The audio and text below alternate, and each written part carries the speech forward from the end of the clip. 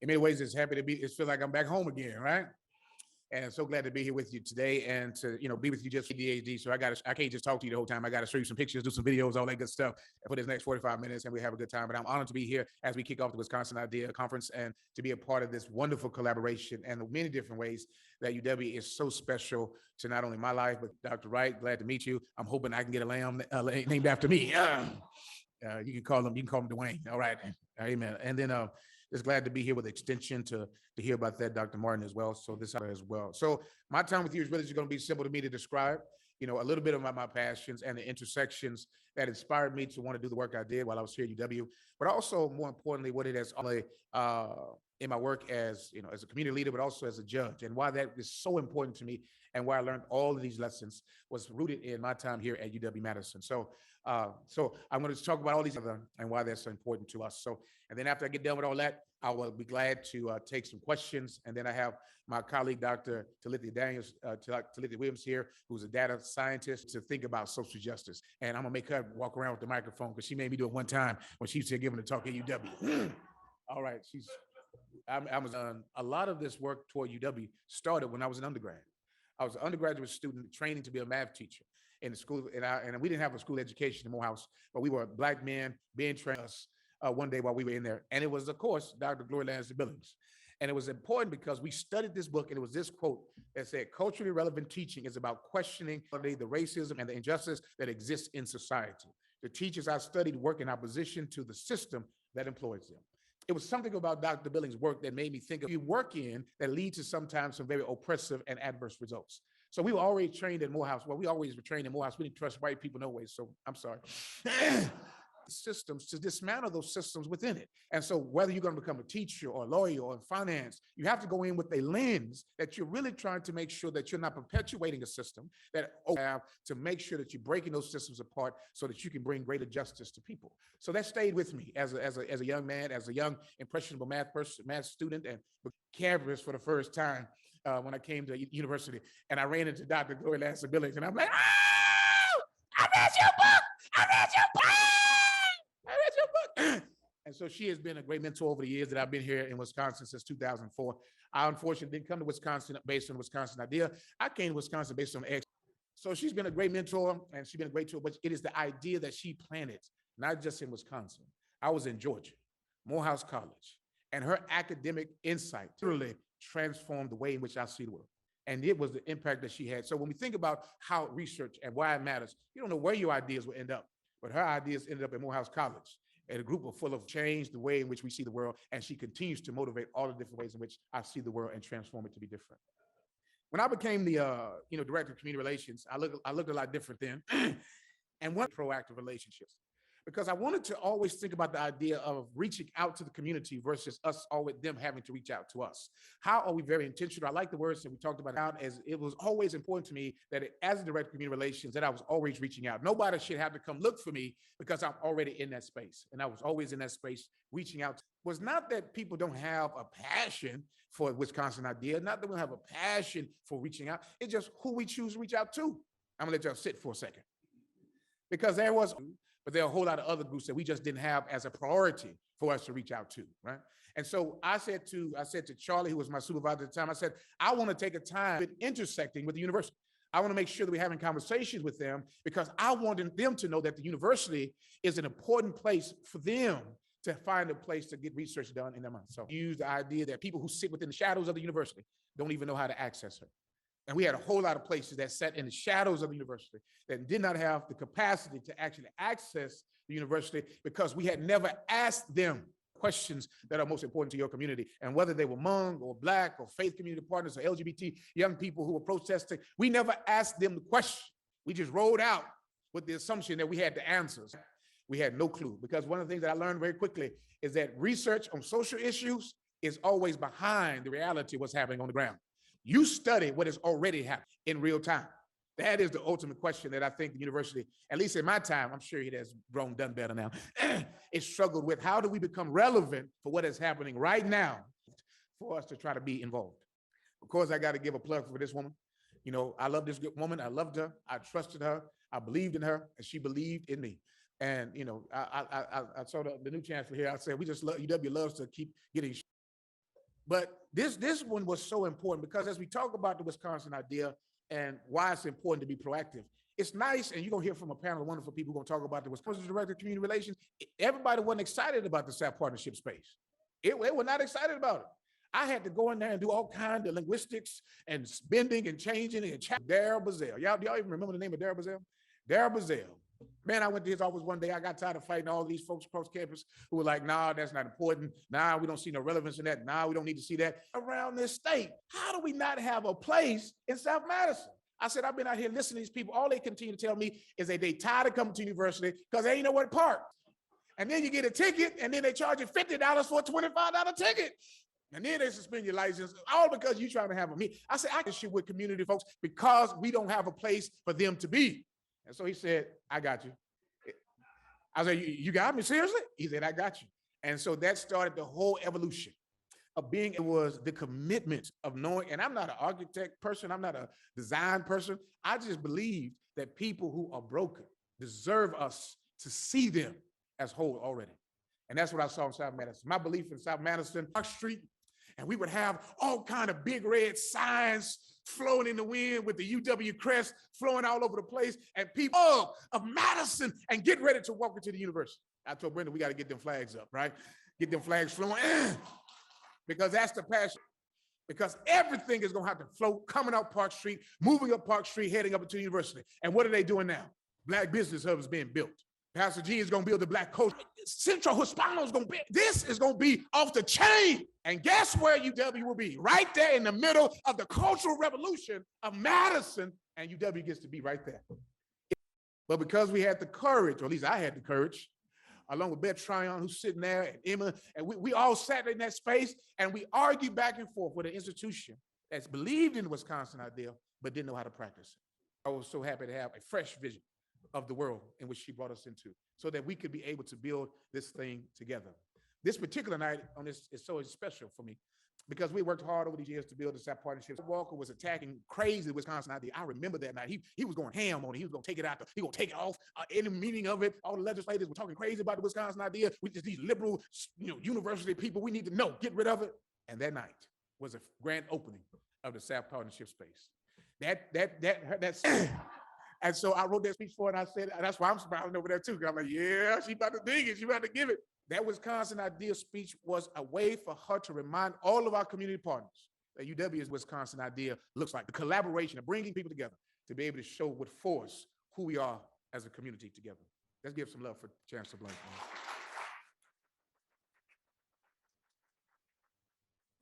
So I miss her greatly. I miss her greatly. So when we look at the partnership space, one of the things that made the partnership space so special was that I believe that justice is art, right? And I believe that it requires a touch of beauty. It tripped me out because the first thing they said to us was, all right, Everett, what we're going to do is we're going to bring some donated tables, and we're going to give you some donated tables and some donated pictures, and we're going to give you some donated. I said, oh, hell no, donate. There's none. I said, it's going to be beautiful. I said, three things you're going to have in there is we're going to have beautiful tables, we're going to have beautiful carpet, and we're going to have beautiful color all over the place. That is just as good down there as that we have on campus. I want to be able to make sure that when our partners come and whoever's coming in there and they log into our Wi-Fi, I don't want them to have Wi-Fi like fast. Well, I want that fast stuff, right? Because I need to be sure fast. When they come in, they fast. That's all I kept talking about, fast service. I didn't know how much it costs. I wanted all that red that they saw, all those carpets. It was a reflection. And the biggest thing I wanted to be was on the marquee. I wanted that UW crest. I wanted that UW crest because I said, I want that crest.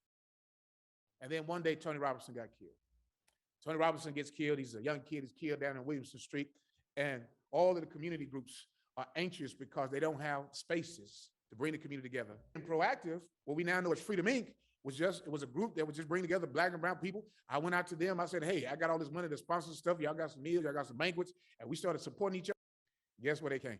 To the South Madison Partnership Space. We brought together activists and leaders from the community. We had these beautiful screens up on the walls, and we put up all of the information about police use of office. It was a moment in which the UW not only stood at the apex of change, but they stood at the apex of a hurting community, trying to discern what's happening. Why? What do we do? Where do we go? And they were in our space trying to figure it out. And they were like, is it going to cost anything? I said, nope. Do we need to give anything? I said, nope. We got free Wi-Fi. We got a beautiful screen. Configure it. Everybody get to come. Let's bring it. We packed that whole place out. And we saw change happen in our community in a way that brought us together and brought us closer and closer and closer to justice. So another two projects that I'm most proud of. One is, starting the South Madison place. That was beautiful. I love it. The other one that I don't talk about a lot is Upstart, Wharf. It's through Wharf. And I like Upstart was a program that when we tried to get it off the ground, Wharf was like, hey, we got money. We don't know what to do with it. We want to help people. I was like, okay, let's create a program. What you know? You got all these patents, you got all those things that you know, all these skills, all these, let's teach people, let's do something. And me and another colleague, Zach, got together and started reaching out into the community to try to bring together pilot programs to take the expertise of Wharf and put it into the minds of entrepreneurs of those in the community here in Madison. And man, they called me again, oh, man. And so we get ready to celebrate 10 years at Upstart. And I said, well, tell me a little bit more about the statistics. They said, Judge, we have assisted over 400, listen to this, people, leaders of colors, as well, make sure they get technical support to be able to get the resources that they need. We do 2 cohorts every year, just like you started, and we continue to do it. Now we're about to get ready to celebrate 10 years. I said, what? Right? Come on, y'all, give it up for Upstart. and men and women of color to be able to do the work that they do, to be able to inspire their community. And some of the people in this are people in our community right now that I know that they've started a business. If y'all got some Black friends, then you should know who these people are. If you don't, one particular person that has meant a lot to me is this guy over here. He used Upstart to start, and this woman right here, Miss Malele. Miss Malele was in our community doing Black positive news before anybody else did. And this is where I love my job as director of community relations, because Miss Malele, every time the publication came out, Miss Malele would come, I think UW needs to take out an ad in emotion. I'm like, yes, ma'am, we will take out an ad in emotion. And that's what we did. And she always told wonderful stories about UW. But my man right here, Alex, he started a company through Upstart. And he started his company because he was a filmmaker and he wanted to be able to do film. And so he started this project. And the UW was facing, I don't know if y'all remember those days, but UW faced a whole lot of racial incidents. Students were doing all kinds of stuff. And the community in Madison was upset. Somebody spit in one of our community leaders' daughter's face who was here in school, called all kinds of derogatory names. And we were going to create a new way of thinking about UW. So I pitched this idea to Patrick Sims at the time. I say, Patrick, can we tell some different stories about UW and how we love UW and the impact that UW has had on our lives? And Patrick called one of our for us. And we called that project the Why I Love UW Stories. And we started a project about creating this platform about the stories of some of us who come through UW. So as a way to, and the creation of his art when he did this story. Come on. Now, a little shameless plug. It is about me, so. But it reflects what it is about UW that makes this space even more precious and amazing. All right. But it's not, but I want y'all to pay attention. This is his art after he finishes the program.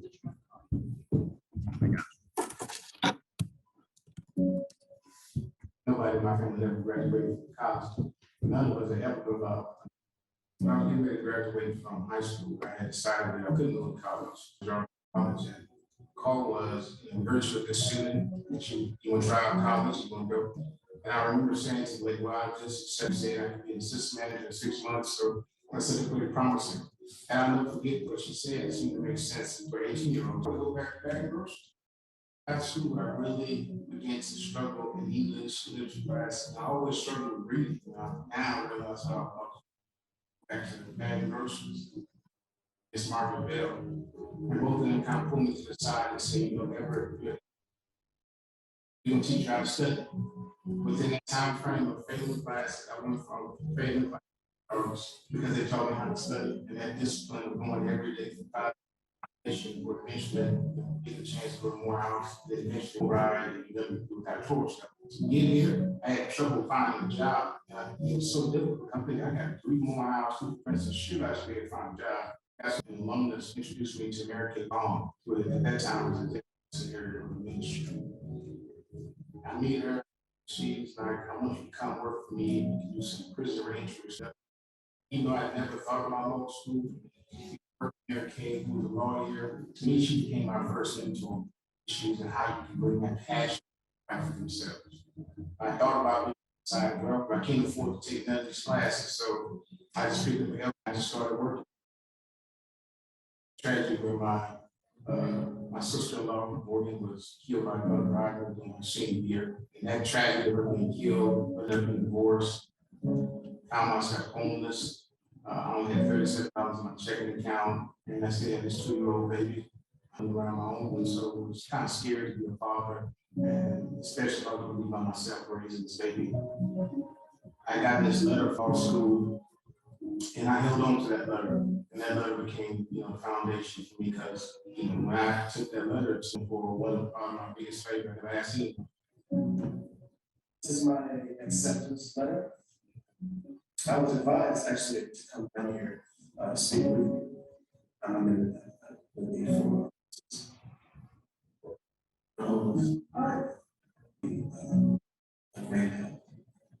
So how's he do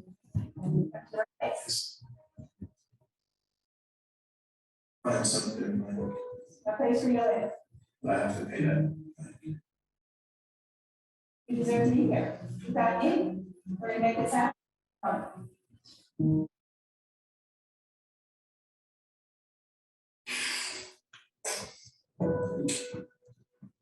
Thank you so much.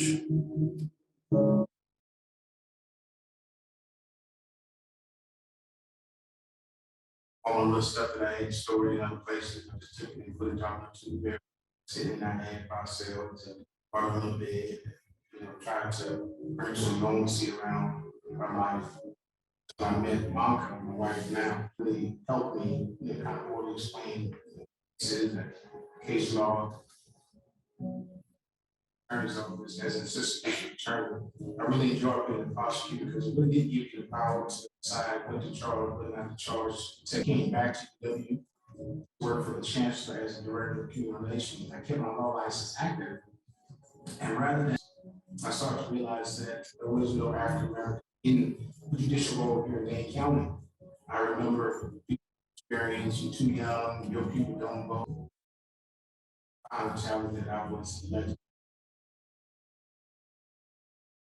I'm hoping they see one example of many examples, all kinds of different tapestries of people who move life in very traumatic ways, but are able to harness that spirit of energy, because there are individuals that are running around and living around with their values and love. It's up to us to see them for who they are, or most important, to see them for what they can become. Places like UW, because they have opportunity to leave the university as director of human relations for them. They did, and in turn, that investment gave me the ability to return back to this exception. Understand you can overcome this.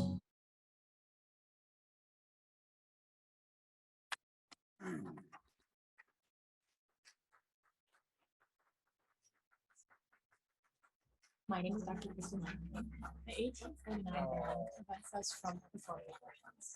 We could go to jail, and people are dying as a result of this. Thank you all so much. Thank you all so much for that. I appreciate that. And that is part of the journey, right? And that's why I think when we talk about that he and the skills that he was supported by UW to create a narrative about the importance of UW. And that narrative also in such a way that gives people a place to understand how important UW can be to the world.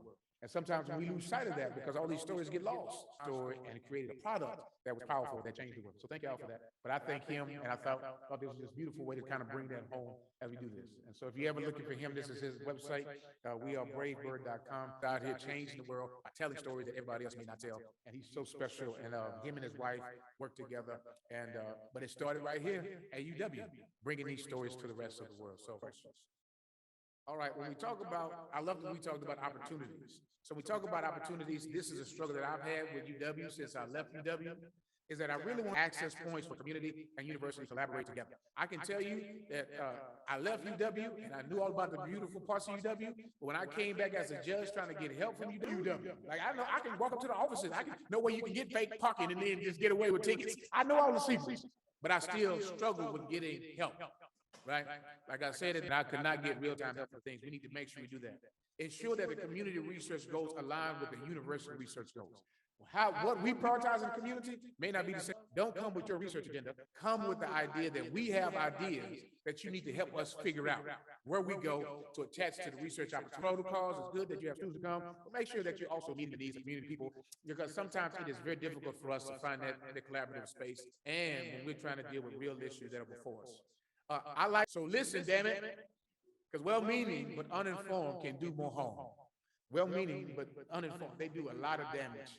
And I've seen a lot of people, they just don't know how to talk to people, and they end up doing more harm than good in their life.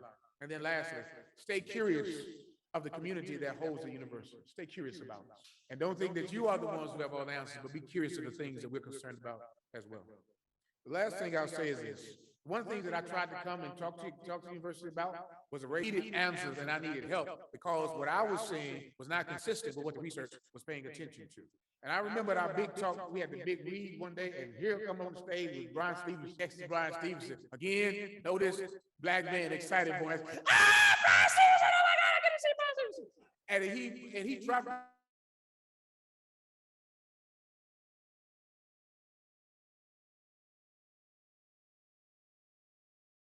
juvenile justice.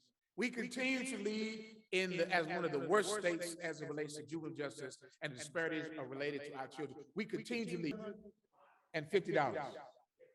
That's how much it costs to incarcerate a child a day in Wisconsin. 1,200.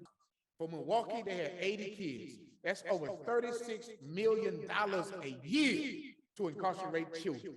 Incarcerate children.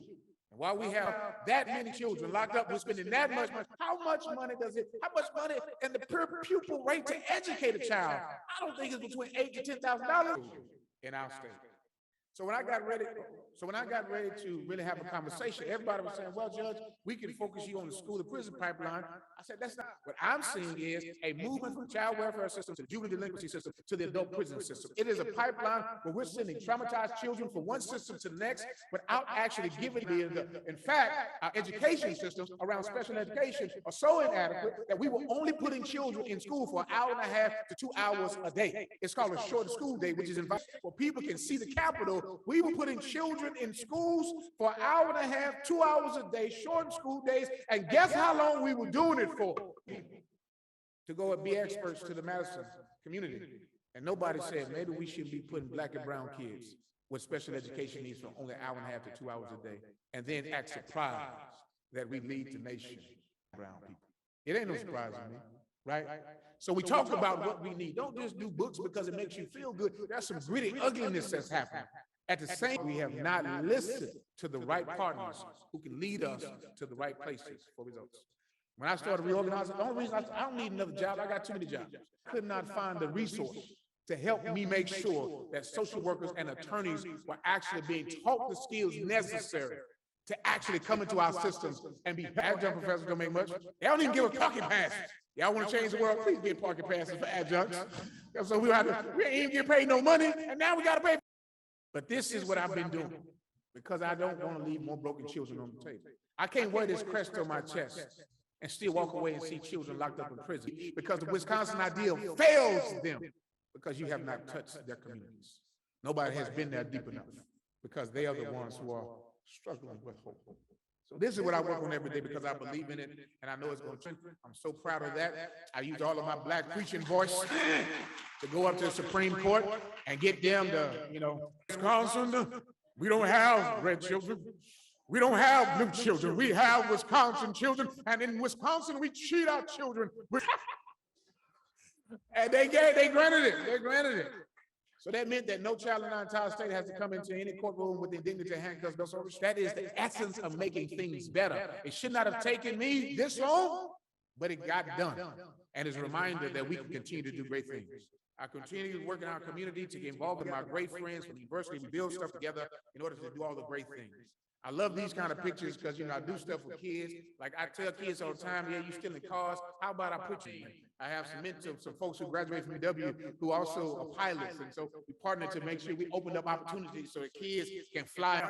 I can't tell you how they act when they get up in the air. They get all scared. Like, this is my life, y'all. This is my life. But I learned from UW. I get to turn back into different ways and bring them encouragement out on the bench. I get to hold little white babies all the time. I don't know why. I promise you, I want to adopt a whole bunch of young white children and give them black names. Everybody look confused at the same time. But these are all of the beautiful things I get to do to make sure that we have a justice system that is loving and caring. I like to bring children into the key what the system can be and how justice can look like. I want to make sure that I'm working with young youth activists so that they understand that just because you have power and just desire for people who are on the outside of the system. I go out into the community and put my black robe on babies, and I let them know that you can be more than a rapper, or you can be more than a basketball.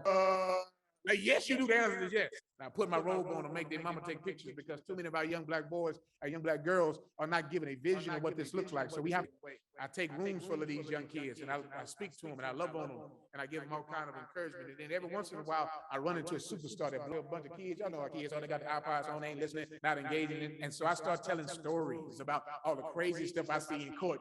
And this little girl pulls her little iPod out, and I'm joking with her, and she leans over and she says, "I think I might want to be a judge one day." I was like, you serious? So I tell her teacher, I said, "Teacher, I'm taking the whole class up to the courthouse."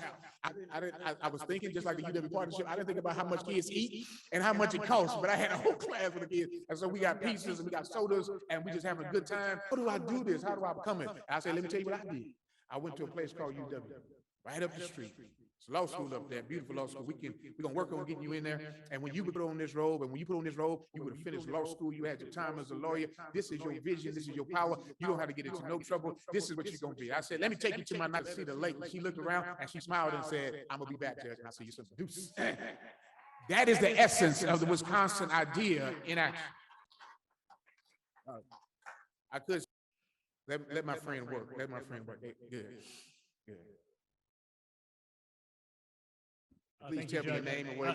Yeah, hi, I'm Gavin Luder with the University Alliance. I'm going back to the Gloria Ladson-Billings quote where she talked about we have a responsibility to root out higher education, has some of that structural racism and kind of policies and practices. So if you could say one, maybe two kind of structural inequities and policies that we should be changing at the University of Wisconsin. The biggest things that I thought sad at UW structurally was how we recruit and get students of color into the university, right? And I always felt that we did a wonderful job with some there was a lot of opportunities that we weren't doing that we could have maximized a lot better in those opportunities to bring a diverse group of individuals into us.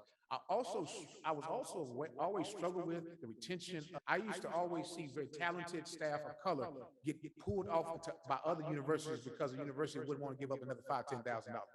One of my closest from school pharmacy, anybody from school pharmacy here? Oh shoot, hold on. Well, you know what I'm going to talk about. One of my good friends, Dr. Henry Young, first team black professor there, got pushed out places to come teach there because they would not match the offer that they had for the University of Georgia, because they didn't quite get his value, but the University of Georgia did, and they did to work on pharmaceutical telework that they was doing during that time, and that's the work that he was doing throughout the state, was doing telecommunication and telepharmacy, and what kind of knowing how to set up telepharmacy in rural communities so they get the help that we need. I think that there's sometimes a short-sighted vision about how we do investments, and we can't do this in budgets to keep us from actually moving the university into a place that actually represents what our ideals say we represent. Right? So that's what I do. And then secondly, I think just as an ideological perspective, I think we believe that these extremists are the most sometimes educated liberals are the most racist. Right? Because racism really isn't about the Klan and talk about you hating people. Racism for me really is about, you don't have a consistent way of engaging that. You will have people walking out of the university with this belief that they are superior because they have something to gain or serve or help, or inferior. They don't say it, but their actions convey it. That structural conversation, I don't think we couldn't have it when I was here. Problem of why the university finds itself feeling more like an island than it does a partner, right? Because people who represent you go out and say all kinds and act in all kinds of this behind them, and it leaves us with this impression like, I'm good, I'm not even gonna try. I can't tell you, when I was trying to get a capstone project to get to prison pipeline, I can't tell you the disrespectful ways I was communicating, right? And I came from UW. So I said, I'm good. I'm good. I'll take my power and I will move it somewhere else so that I can be able to get the results I needed to get. I would have loved for us to have to work together with community partners to reduce juvenile car theft by 47%. But because of how I was treated by a place I loved, I said, never mind. I'll figure it out another way. Right? Come on, got one more question. Hello. Thank you for your presentation. I really appreciate it. Gotta hold the microphone up so I can hear you and they can too. Sorry, Harrison Green. I'm the Institute Director for Human Development and Relationship with Extension. I'm also the second Vice President for the Madison Alumni Chapter of Delta Sigma Theta. All right, so all right, I see. Very grounded in community outreach programming, and as well as with Extension, meeting needs and changing lives of families every day.